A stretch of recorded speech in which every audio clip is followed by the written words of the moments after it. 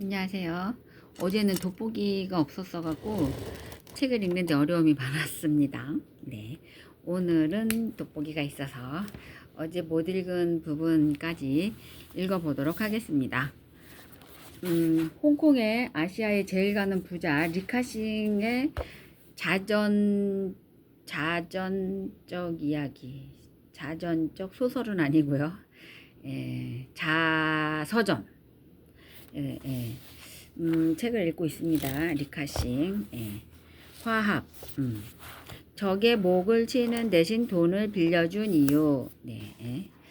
경쟁자가 위기에 처했을 때 목을 치는 건 상식이다. 역사적으로도 그렇다. 사람들은 나에게 이상하다는 듯 묻는다. 경쟁자가 위기가 있을 때 목을 치지 못할 망정 왜 도와줍니까? 협력 파트너와의 화합은 당연하지만 나는 경쟁자에게도 먼저 소문을 내민 적이 많다. 워프 홀딩스 사건에서 나는 바오 위각에게 유리한 조건을 제시해 승리를 도왔다. 이로 인해 자딘 메디슨이 손해를 봤지만 곧 새로운 협상 기회가 찾아왔다. 이번엔 홍콩 전력이 중심이었다. 홍콩 전력은 홍콩 제2의 전력 그룹으로 필수 산업이라 많은 기업의 관심을 받았다. 1982년 4월 홍콩랜드는 시세보다 31% 높은 약 28억 홍콩 달러의 홍콩 전력을 인수했다. 홍콩랜드는 이 좋은 기회를 제대로 활용하지 못했다. 당시 홍콩랜드 경영진은 과도한 확장을 추진했다. 홍콩 전력 외에도 전화 회사를 대규모로 인수하고 47.5 진짜 방구쟁이 아저씨 47.5억 홍콩 달러를 들여 중환지구의 거래광장 프로젝트를 계획했다. 이로 인해 홍콩랜드는 현금을 빠르게 소진하고 160억 홍콩 달러의 부채를 지게 되었다. 본래 홍콩랜드에게 부채는 큰 문제가 아니었다. 부동산 경기 호황과 모기업 자딘 메디슨의 풍부한 자본 그리고 중구의 좋은 위치 덕분에 홍콩랜드가 돈을 벌지 못할 이유가 없었다. 하지만 1982년 9월 상황이 급변했다. 마거릿 대처의 베이징 방문 때 덩 샤오핑이 1997년 홍콩 반환을 확언하면서 홍콩 사람들의 국가에 대한 신뢰가 무너졌다. 일부 외국인들이 이민을 선택했고 자금 유출로 환율이 급락했다. 홍콩인들도 앞다투어 홍콩 달러를 팔고 외화를 사들였다. 게다가 유럽, 미국, 일본 등의 경제도 침체되면서 홍콩 경제에 먹구름이 드리웠다. 부동산 경기 침체로 홍콩랜드는 재고가 쌓이며 처음으로 파산 위기를 맞았다. 1983년에는 한 회계 연도에 13억 홍콩 달러의 손실을 기록해 자본 잠식 상태에 이르렀다. 홍콩랜드는 자딘 메디슨의 주력 회사였기에 이 위기는 고 모기업에도 영향을 미쳤다. 심각할 때는 자딘 메디슨의 연간 이익이 80%나 급감하기도 했다. 당시 홍콩랜드의 유일한 출구는 자딘 메디슨이 홍콩에서 보유한 비핵심 사업을 매각하는 것이었다. 그 중에 하나가 홍콩 전력이었다. 홍콩 전력은 20억에서 30억 홍콩 달러의 거래였고 이 정도 금액을 마련할 수 있는 사람은 많았다. 그러나 신속하게 현금을 준비할 수 있는 사람은 드물었다. 홍콩랜드의 요구는 단순했다. 현금, 그들은 급히 현금이 필요했고 이런 상황에서 홍콩랜드를 잘 알고 자금이 풍부한 내가 최적의 선택이 되었다. 1985년 1월 홍콩랜드의 CEO 사이먼 캐스윅 은 직접 사람을 보내와 홍콩 전력 주식 매각을 협상했다. 16시간의 회담 끝에 허치슨 완포안은 29억 홍콩 달러를 투입해 홍콩랜드의 홍콩 전력 지분의 34.6%를 인수하기로 결정했다. 이후에 발전 계획도 신속히 확정했다. 거래에 현금 29억 홍콩 달러가 필요했지만 나는 홍콩랜드의 급한 사정을 이해하고 신속히 지급했다. 원래 2월 23일이던 지급일을 2월 1일로 앞당겼다. 홍콩랜드는 감사의 뜻으로 22일치 이자 1200만 홍콩 달러를 지급하려 했으나 홍콩랜드의 현금 필요성을 고려해 400만 홍콩 달러만 받았다. 이후에도 이렇게 큰 수표를 한 번에 발행해 본 적이 없었다. 다른 사람을 돕고 홍콩 전력을 얻을 수 있어 가치 있는 거래였다. 사람들은 이 거래를 잘 이해하지 못했다. 대부분은 경쟁자가 어려울 때 비웃거나 더 공격을 하여 큰 타격을 주는데 대체 왜 돕느냐는 말이다. 나는 항상 상업적 이익을 고려하지만 상대를 원수로 여기지 않는다. 상호 이익을 추구하며 경쟁과 합병은 불가피하지만 화합을 중시한다. 이 거래로 나는 큰 이익을 얻었다. 홍콩의 전력 공급을 책임지게 되었고 발전소 이전으로 대규모 주택단지 개발 토지를 확보했다. 개인 신용도 크게 향상했다. 1986년 나는 내가 보유한 홍콩 전력 그룹 주식의 10%를 매각하기로 결정했다. 거래 협상 중 회사가 곧 회사 이익이 2배로 증가했다는 호재를 발표한 것이란 소식이 들려왔다. 주변에서는 발표 후 매각하면 더 높은 가격을 받을 수 있다고 조언했다. 그러나 나는 원래 계획을 고수했다. 신용은 나에게 가장 중요한 가치다. 약속 이행이 금전적 이익보다 더 중요했기 때문이다. 구매자에게도 이익을 남겨두자. 그래야 향후 주식 배정이 수월해질 것이다. 돈을 더 버는 것보다 더 좋은 신용을 유지하는 게 더 중요하고 어렵다. 나는 단순한 이상주의자가 아니다. 손해보는 장사나 무익한 일은 하지 않는다. 나는 원한이 있을지라도 경쟁자가 위기에 처했을 때 의롭게 돕는다. 신용을 최우선으로 여기기 때문이다. 나는 어떤 상업적 경쟁에 직면하든 얼마나 큰 타격을 입든 결코 의지를 잃지 않고 항상 화합을 중시한다. 홍콩에서는 매년 이익의 일정 비율을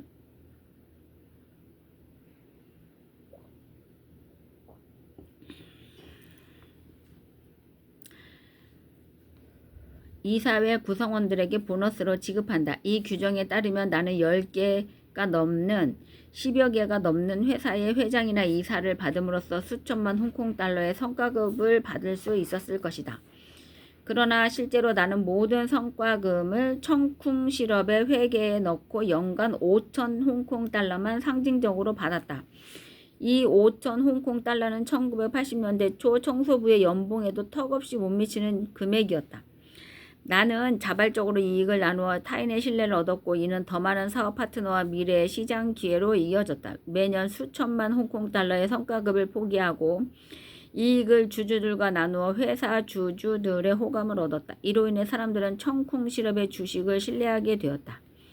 심지어 내가 다른 회사의 주식을 매입할 때 투자자들이 자발적으로 따라오는 현상이 생겼다. 이는 하나의 투자 트렌드가 되었다. 사업은 본질적으로 협력의 과정이며 협력을 통해서만 발전할 수 있다. 내 발전 역사를 보면 협력에서 항상 큰 이익을 얻지는 못했다. 때로는 명확한 보상이 없더라도 다른 사람이 필요로 할 때 기꺼이 도왔다. 다른 사람과 협력할 때 대부분은 내가 어떤 수익을 얻을 수 있을까라고 생각한다.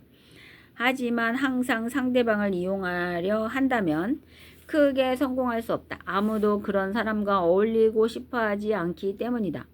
올바른 사고방식은 내가 그에게 어떤 이익을 줄 수 있을까이다. 이렇게 생각하면 빠르게 원하는 것을 얻을 수 있다. 사업을 하는 것은 큰 돈을 벌기 위해서이다. 하지만 방법만 알면 돈은 언제든 벌 수 있다. 그러나 우정은 돈으로 살 수 없다. 나는 사람들을 성공으로 이끄는 일을 많이 했다. 누군가는 이 일들을 어리석은 지수로 보지만 청쿵 실업이 오늘날까지 발전할 수 있었던 것은 내 어리석음과 무관하지 않다. 돈을 같이 벌자는 철학은 강력한 비즈니스 네트워크를 형성하고 다양한 협력 기회를 창출했다. 경쟁은 피할 수 없다. 그렇지만 화합을 귀하게 여기는 태도를 잃어서는 안 된다. 경쟁하더라도 상대방의 이익을 배려해야 한다. 그래야만 상대방이 기꺼이 협력할 의사를 가지게 되고 다음번 협력도 기대할 수 있다. 액션 플랜 24. 경쟁은 피할 수 없지만 화합을 귀히 여기는 태도를 버려서는 안 된다. 모든 인간은 원시 부족 상태에서 진화했다. 원시 부족은 수백만 년 동안 전쟁을 지속했으며 적이 보이면 어떻게든 무너뜨리고 괴롭히고 싶은 게 인간 본능으로 자리 잡았다. 하지만 리카싱은 항상 그랬듯 본능을 거스르는 행동을 한다. 적이라 할지라도 오히려 화합하려 노력했고 화합에 대한 평판이 오히려 장기적으로 더 큰 이득으로 돌아온다고 생각했다. 누구든 살다 보면 적이나 라이벌을 마주할 때가 생긴다. 적과 화합을 하며 이득을 경험한 적이 있는가? 있다면 그 경험이 삶에 어떤 영향을 주었는지 생각해보자. 화합한 적이 없다면 화합할 경우 어떤 상황이 되었을지 상상해보자. 영속, 백전불패보다 중요한 가치. 아인슈타인은 프린스턴 대학교 사무실 문에 이런 말을 걸어두었다. 계산할 수 있는 모든 것이 중요한 것은 아니며 중요한 모든 것이 계산될 수 있는 것은 아니다. 홍콩엔 나 외에도 또 한 명의 리씨 재벌 리자 오지가 있다. 우리의 재산은 막상막하지만 그는 비교적 낮은 자세로 산다. 그는 아들 이름을 리카싱이라 지었는데 내 이름 리카싱. 한 글자 차이다. 이 일은 항상 사람들을 의아하게 했고 누군가는 리자 오지가 나를 일부러 놀리는 거라 생각했지만 사실은 달랐다. 두 리씨의 가장 유명한 갈등은 미라마르 호텔 인수 경쟁이다. 1985년 미라마르 호텔 창업자 양즈윈이 세상을 떠나며 호텔을 5 아들이 공동 관리하게 했다. 하지만 아들들의 목표가 달라 결국 호텔을 팔기로 했다. 1993년 양씨 형제들의 갈등이 절정에 달했고 미라마르 호텔 매각 소식이 홍콩에 퍼졌다. 나는 롱즈젠과 손잡고 인수를 시도했다. 사람들은 내가 인수전에서 손쉽게 승리할 거라 생각했다. 93년 6월 5일 청쿵 실업과 중타이가 각각 절반의 지분을 가진 세 재단이 미라마르 호텔에 공식 인수 제안을 했다. 사실 미라마르 호텔의 한 대주주가 먼저 협상을 제안했다. 이 주주는 상당한 지분을 갖고 있었다. 사람들이 이 대주주가 미라마르 호텔 이사장 양빙정일 거라 추측했다. 그러나 양빙정이 나서서 모든 이사들이 청쿵 실업 중타이와 합의하지 않았다고 선언했다. 이는 나에게 큰 망신을 줬고 양빙정이 곧바로 사과했다. 이 사건으로 사람들은 내게 접촉한 주주가 미라마르 호텔 이사장 허티엔임을 알았다. 허티엔의 지분은 양씨 가문보다 적었다. 즉 나는 핵심 인물 양빙정과의 소통에 실패했고 미라마르 호텔 인수는 아직 불투명했다. 하지만 예상대로 양빙정이 리자 오지를 끌어들이면 결국 리자 오지의 핸더슨 랜드의 주당 17 홍콩달러의 미라마르 호텔 지분을 매각했다. 누구도 리자 오지가 공개적으로 나와 맞설 거라 상상하지 못했다. 우리들은 좋은 친구 사이였다. 같은 해에 태어나 홍콩에서 사업을 확장했고 여러 성공적인 프로젝트를 함께 진행했다. 차이점이라면 그는 부유한 가정에서 태어나 아버지에게서 많은 재산과 사업 경험을 물려받았다.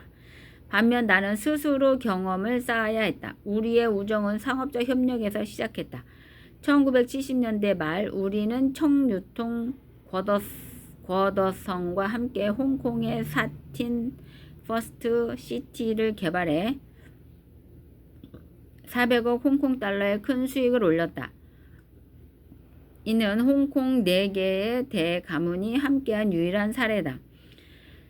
1980년대 중반엔 캐나다에서 박호원 프로젝트를 함께 개발했다. 이는 캐나다 역사상 가장 큰 부동산 프로젝트로 총 투자액이 200억 홍콩 달러를 넘었고 큰 성공을 거뒀다. 미라마르 호텔 인수 직전에도 우리는 가조타이라는 고급 부동산 프로젝트를 함께 진행했다.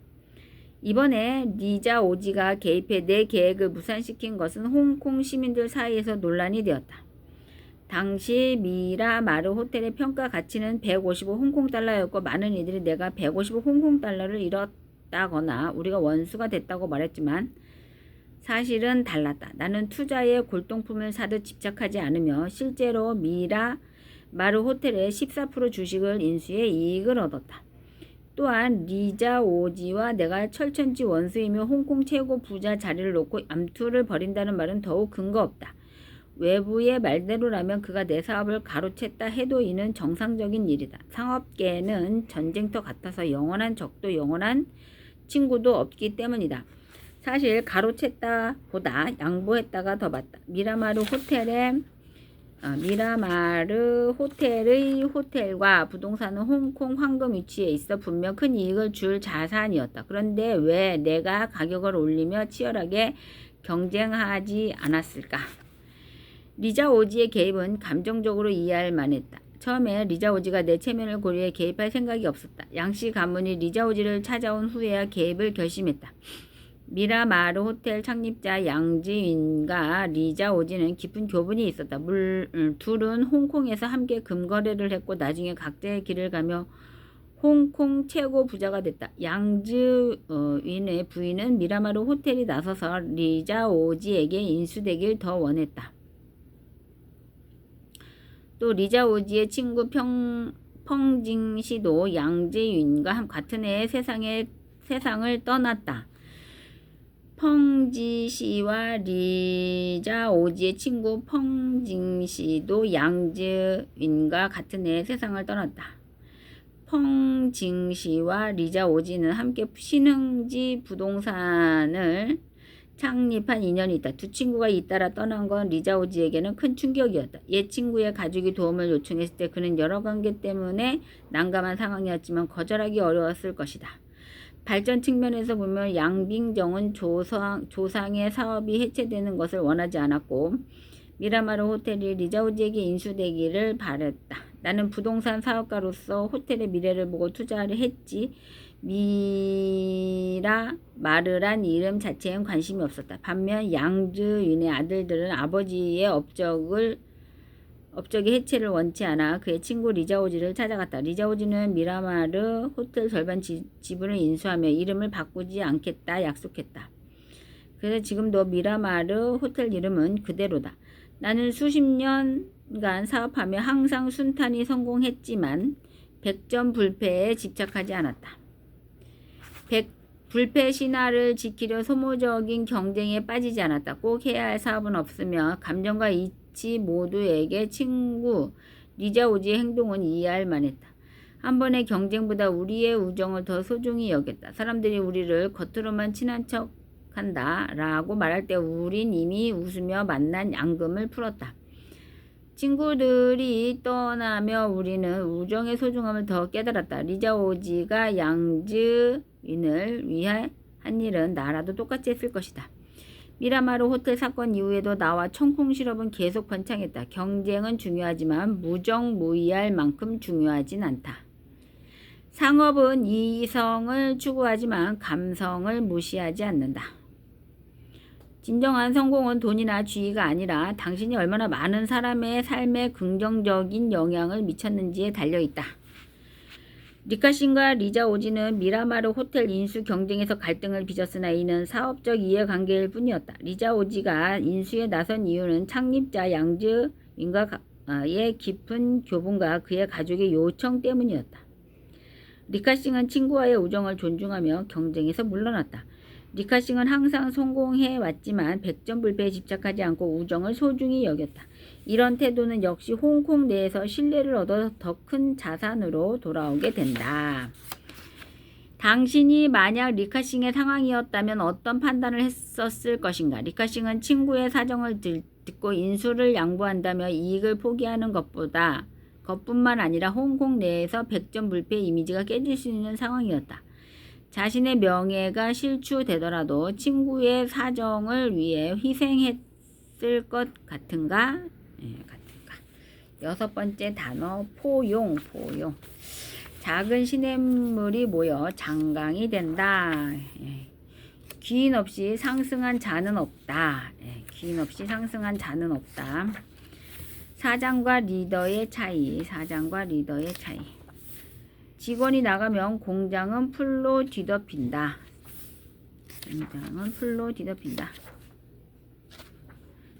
원칙이 필요한 순간, 필요 없는 순간. 갑이 을처럼 행동할 때 나타나는 신기한 현상.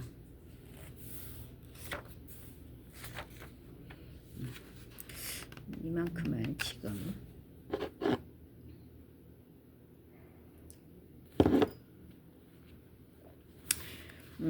이번 단락은요, 포용. 여섯 번째 단어 포용. 이제 뭐 어제 제가 돋보기가 있었으면 어제가 협력과 상생이었습니다. 협력과 상생. 5번째 단어 협력과 상생. 오늘은 포용입니다. 포용. 지금까지 읽은 건 어제 거 읽은 거였어요. 포용 한번 쭉 읽어보겠습니다. 문 좀 닫고요. 문이 열려 있어서.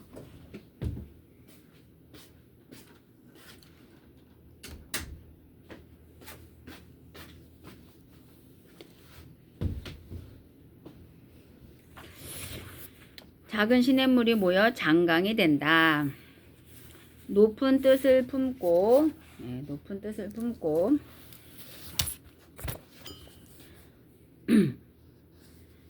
중간 정도의 인연을 맺으며 낮은 복을 누려라. 높은 뜻을 품고 중간 정도의 인연을 맺으며 낮은 복을 누려라. 높은 곳을 택하여 서고 평탄한 곳을 찾아 거하며 넓은 곳으로 나아가라. 내 사무실에는 좌종당이 쓴 식구가 항상 걸려 있다. 높은 뜻을 품고 중간 정도의 인연을 맺으며 낮은 복을 누려라. 높은 곳을 택하여 서고 평탄한 곳을 찾아 거하며 넓은 곳으로 나아가라. 높은 뜻을 품고 중간 정도의 인연을 맺으며 낮은 복을 누려라. 높은 곳을 택하여 서고 평탄한 곳을 찾아 거하며 넓은 곳으로 나아가라. 내 사무실에는 좌종당이 쓴 이 식구가 항상 걸려있다. 상인에게 인간관계는 무형의 자산이며 재원을 결정한다.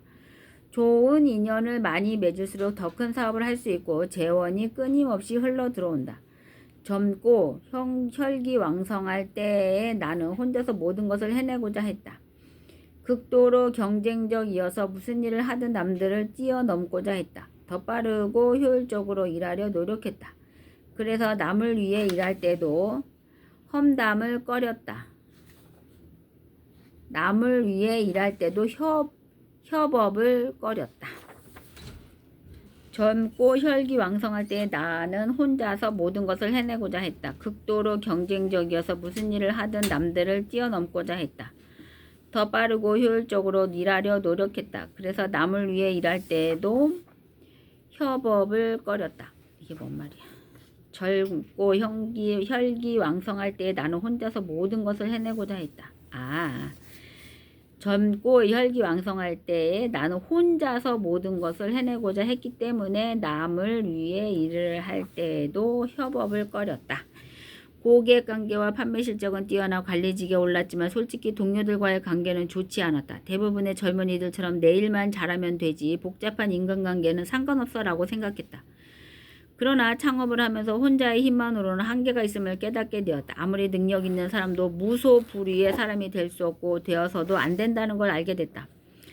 창업 초기 나는 난민 출신 노동자들을 고용했다. 인건비가 저렴했고 직장 생활을 할 때 친밀한 관계를 쌓은 동료가 많지 않아 창업을 도와줄 수 없었기 때문이다. 공장을 설립할 때 나를 따랐던 이들 대부분은 초등학교 교육밖에 받지 못한 사람들이었다. 이로 인해 여러 문제가 발생했는데 창업 초기의 품질 문제 사건은 인력의 낮은 질적 수준을 여실히 드러냈다.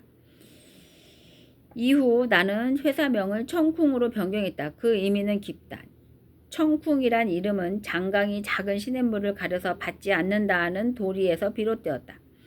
이런 넓은 도량이 있어야 작은 시냇물을 받아들일 수 있고 작은 시냇물이 모여야 장강이 된다. 이러한 포용력은 자신의 교만함을 누그러뜨리고 다른 이의 장점을 인정하며 그들의 도움을 받게 한다. 결국 포용력이 전부다. 포용력이 전부다.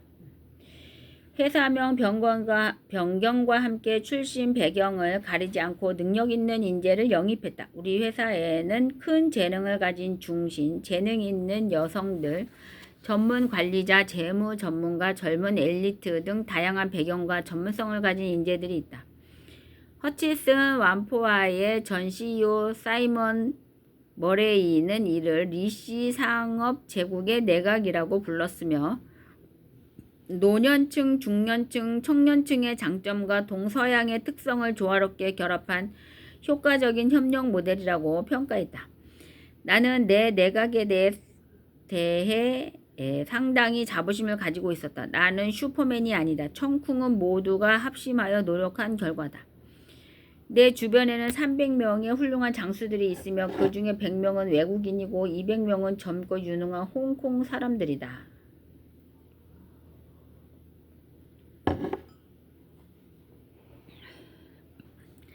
장강의 뒷물결이 앞물결을 밀어내면 앞물결은 해변에 널브러지게 된다는 속담이 있다. 많은 사업가가 사업을 크게 확장한 후 즐기는 일은 맷돌에서 당나귀를 없애는 것, 즉 토사구팽이다. 창업 공신들을 도태시키는 것이다. 그렇다면 나는 어떻게 했을까? 초기 추종자들은 학력과 전문성이 부족했지만 그들에겐 내가 가장 중시하는 자질, 바로 충성심이 있었다.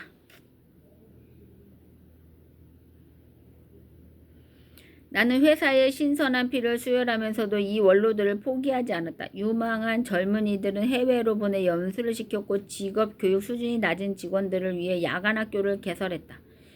회사를 오래 다닌 직원이나 이제 갓 들어온 직원 모두 이러한 조치를 반겼고 그들의 애사심을 높였다. 나는 결코 혼자 싸우지 않았고 자신을 외톨이로 만들지 않았다. 아들 리쩌컹이 청콩 시럽을 맡았을 때 나는 말했다. 회사는 개인이 아닌 조직이 운영하는 것이다. 우리는 겸손하면서도 자부심을 강한 팀을 만들어야 한다. 우리는 경제 조직으로서의 책임을 다하면서 끊임없이 사회에 봉사하고 기여해야 한다. 이것이 내가 너에게 바라는 것이며 내가 나에게 해야 할 약속이다. 자만심이 없지만 자부심이 있는 팀을 만들어야 한다. 미국의 포춘 잡지는 리카싱에 대해 이렇게 평했다. 리카싱은 전문 경영 인재의 도움을 받아 자신의 큰 목표를 달성하는 것을 매우 중요시한다. 빠르게 성공하고 싶다면 반드시 자신만의 팀을 가져야 한다. 한번 생각해보자. 당신의 팀이나 회사가 더 광활하게 흐르기 위해서는 어떤 작은 물줄기들을 받아들여야 할까? 팀이 있다면 주위를 둘러보고 인재 3명을 떠올려 장점을 생각해보자. 그리고 이후에 들어올 인재를 모집하기 위해 어떤 전략이 있어야 할지 생각해보자. 귀인이 없이는 상승한 자는 없다. 큰 일을 성취할 기회는 귀인을 만나는 데 있다. 좋은 인격은 귀인을 만나게 돕고 큰 일을 성취할 기회를 준다. 상인에게 최고의 인맥은 내부적으로 팀의 지원을, 외부적으로 귀인의 도움을 받는 것이다. 귀인이 도와주면 하늘이 돕는 것과 같다는 말처럼 귀인의 중요성은 말할 필요도 없다.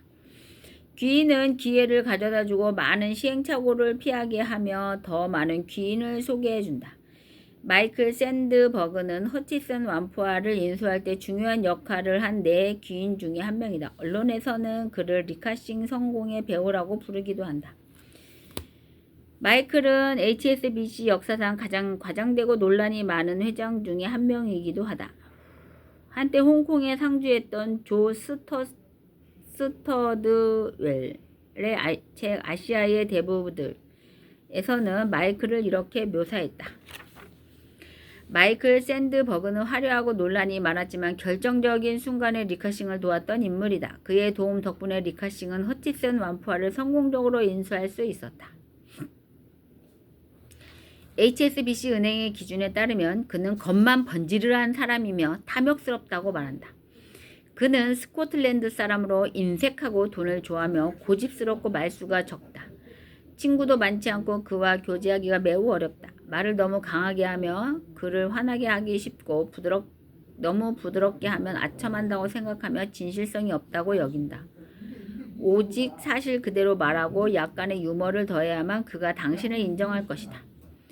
많은 사람이 말하길 마이클과 친구가 되는 것은 매우 어렵다고 한다. 나는 플라스틱 공장을 운영할 때 마이클을 알게 되었다. 당시 내 영어 실력이 좋지 않았기 때문에 내 아내 짱 웨밍이 통역을 맡았다. 이후 상업적인 무대에서 우리는 여러 번 협력하고 서로 도와주며 긴밀한 관계를 맺게 되었다. 1986년 마이클이 기사 자기를 받고 은퇴하여 영국으로 돌아가 귀족 생활을 시작했을 때 나는 정성껏 준비한 선물로 감사한 마음을 표현했다. 나는 마이클에게 HSBC 본사 건물의 모형을 선물했는데 이는 1m가 넘는 순금으로 만들어진 것이었다. 한 명의 중요한 인물과의 만남은 새로운 인맥 네트워크에 진입하는 것을 의미한다. 각 네트워크는 새로운 기회가 될 수 있다. 다양한 인맥에 들어가는 중요한 열쇠는 여러 인맥을 넘나드는 사람들을 만나는 것이다. 리에광이 바로 그런 귀인이었다.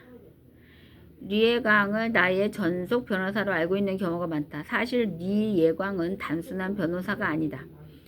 후 관리로 법률사무소의 파트너인 리에광은 홍콩의 20여 개 상장회사의 이사직을 맡고 있으며 이들 회사의 상장 총액은 홍콩 전체 상장 총액의 4분의 1에 해당한다.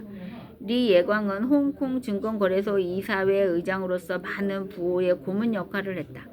그의 인맥은 매우 넓었으며 홍콩의 유명 인사들이 그의 인맥에 포함되어 있었다. 예를 들어 금은회 창립자 후한 후이, 주식시장의 대부 리푸자오, 그리고 항생은행의 의장 리거웨이가 있다. 나는 리에광을 매우 중요하게 여겼고 리에광 역시 내가 다양한 인맥을 형성하는 데 많은 도움을 주었다. 또한 리에광은 나와 함께 청콩 실업의 다양한 확장 계획을 실현해왔다. 영국 출신의 증권 전문가 마누엘 판길리난도 내가 다양한 인맥을 형성하는 데 중요한 역할을 한 인물이다. 그는 여러 차례 청콩 실업의 주식 인수 전쟁에 참여했으며 니카싱의 주식 중개인으로 불렸다. 하지만 마누엘 판길리난은 내 회사 소속이 아니었으며 여러 차례 내가 제안한 이사직을 거절했다. 비록 급여는 받지 않았지만 그는 적극적으로 청콩 실업의 구조, 주식 자금 조달, 주식 투자 결정에 참여했다. 1988년 말 마누엘은 그의 친구 림 시오리옹과 함께 파이낸스 회사인 퍼스트 퍼시픽을 설립했다. 자금 문제는 모든 스타트업의 가장 큰 문제였는데 이에 대해 나는 즉시 퍼스트 퍼시픽을 도와주겠다고 제안했다. 마누엘과 림은 각각 퍼스트 퍼시픽의 35% 지분을 보유했으며 나머지 지분은 내가 초대한 18명의 상업계 거물들이 보유했다. 이 상업계 거물들 역시 마누엘에게 도움을 받았기 때문에 내 초대를 흔쾌히 받아들였다. 이들은 나와 마찬가지로 회사에 직접 참여하거나 정치에 관여하지 않았고 그저 마누엘 판길리난을 응원하고 지원하는 역할을 했다. 18명의 상업계 거물들의 적극적인 협력 덕분에 퍼스트 퍼시픽은 급속히 성장했다. 퍼스트 퍼시픽은 퍼시픽 인베스트먼트를 분사하여 설립했다. 1992년까지 이 그룹의 연간 수익은 6억 6,800만 홍콩 달러에 달했다. 퍼스트 퍼시픽 그룹이 상업계의 작은 거인으로 성장한 후 나를 포함한 투자자들은 자신이 보유한 지분을 자발적으로 줄이려 했다. 우리의 목적은 분명했다. 마누엘과 림의 지분을 안전한 수준에 도달하게 하는 것이었다. 내가 퍼스트 퍼시픽에 투자한 것은 전적으로 비영리 목적이었으며 이를 통해 나는 장부상의 이익보다 더 가치가 있는 것을 얻었다. 그것은 바로 마누엘이 증권계에서 가진 영향력이었다. 90년대에 나는 증권사와 여러 차례 협력하여 기업 상장, 주식 매각, 자금 조달 등을 추진했다. 이 과정에서 나는 퍼스트 퍼시픽을 재무 고문으로 적극 활용했다. 이 두 회사를 성장시킬 마누엘은 일관되게 내 브레인 역할을 했다. 그의 전폭적인 지원 덕분에 내 사업은 날개를 달았고 나는 주식시장에서 강력한 영향력을 행사할 수 있었다. 내 가장 빛나는 전선은 주식시장이었으며 내 초인적인 지혜가 가장 잘 드러나는 장소도 주식시장이었다.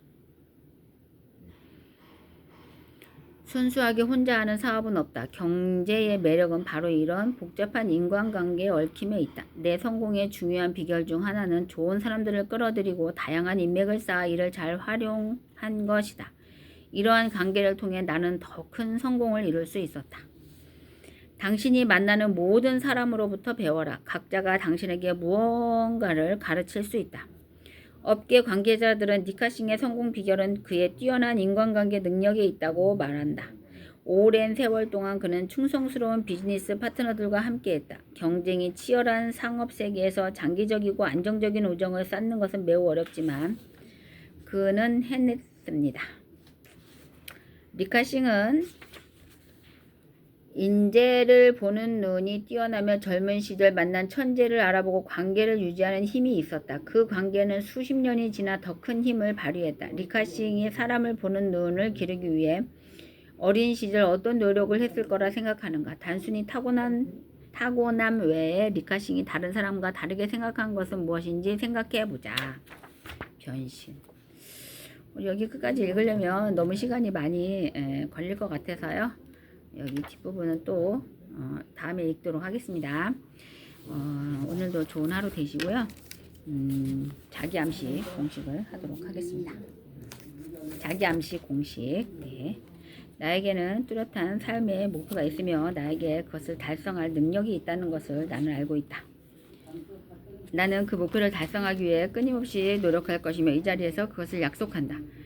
둘째, 나는 내 마음을 지배하고 있는 생각들이 언젠가 내부적인 행동으로 표출되어 눈앞에 현실로 나타날 것임을 알고 있다. 따라서 나는 날마다 30분씩 장차 내가 되고자 하는 사람을 생각하는 일에 내 생각을 집중시킬 것이며 그럼으로써 내 마음속에 그 사람의 모습이 뚜렷이 그려지도록 할 것이다.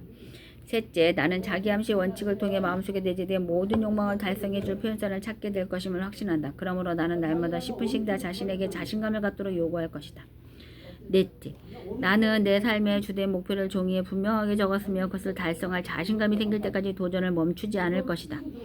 다섯째, 나는 어떠한 재산이나 지위도 진실과 정의에 기초하지 않으면 오래 지속될 수 없다는 것을 잘 알고 있으며 성공에 영향을 주지 않는 어떠한 행동도 하지 않을 것이다. 나는 나의 힘과 나를 도와줄 다른 사람들의 힘을 나에게 끌어들임으로써 성공할 것이다. 또한 나는 기꺼이 다른 사람들을 위해 일할 의사가 있으므로 그들에게도 나를 위해 일하도록 설득할 것이다. 나는 다른 사람들을 향한 부정적인 태도가 나에게 결코 성공을 가져다 주지 않는다는 것을 알기 때문에 모든 사람들에 대한 사랑을 키움으로써 내 속의 모든 증오와 시기, 부러움, 이기심과 냉소를 없앨 것이다. 나는 이 공식을 따르기로 서명하고 이것을 암기하며 신념 속에서 하루에 한 번씩 큰 소리로 읽을 것이다. 그러면 이것은 점점 내 생각과 행동에 영향을 주어 나는 자신감 있고 성공적인 사람이 될 것이다. 성공 비결의 6단계. 자신이 벌고자 하는 금액을 한 푼도 어김없이 정확하게 머릿속에 주입시켜라. 막연히 돈을 많이 갖고 싶다라는 단순한 소망만으로는 절대로 아무것도 가질 수 없다. 자신이 원하는 돈의 액수를 정확히 파악하여 늘 염두에 두고 있어야 한다. 제2단계. 목표라는 돈을 벌기 위해 어떠한 대가를 치르거나 희생도 감내할 수 있는지 확실히 결정한다. 제3단계. 자신이 목표라는 금액의 돈을 정확히 언제 달성할 것인지 그 구체적인 날짜를 설정한다. 제4단계. 목표 달성을 위한 구체적인 계획을 세워 즉시 행동으로 옮긴다. 이때 실천 준비가 여의치 않아도 상관없다. 당장 계획을 실천에 옮기는 것이 가장 중요하다. 제5단계. 자신이 목표를 아는 정확한 금액, 구체적인 목표 달성 날짜, 목표 달성을 위해 기꺼이 감내할 수 있는 희생, 구체적인 실천 계획 등을 간결하고 명확한 글로 정리하여 항상 볼 수 있는 곳에 둔다. 제6단계.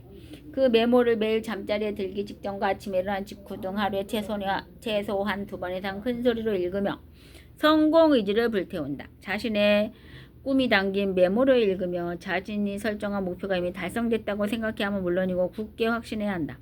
부자가 되기 위해서는 위에 6단계에 기술된 모든 사항을 철저히 이행해야 한다. 그 중에서도 특히 제6단계의 준사항을 가장 중요하다. 사실 아직 목표라는 돈도 벌지 못했는데 이미 성취한 것처럼 생각하고 행동하라는 주문은 아직도 주문은 말도 안 된다고 불평할지도 모른다. 하지만 바로 여기서 가슴속에 뜨거운 열망이 대두될 필요성이 있는 것이다. 굿데이. 오늘도 좋은 하루 되시기 바랍니다. 감사합니다.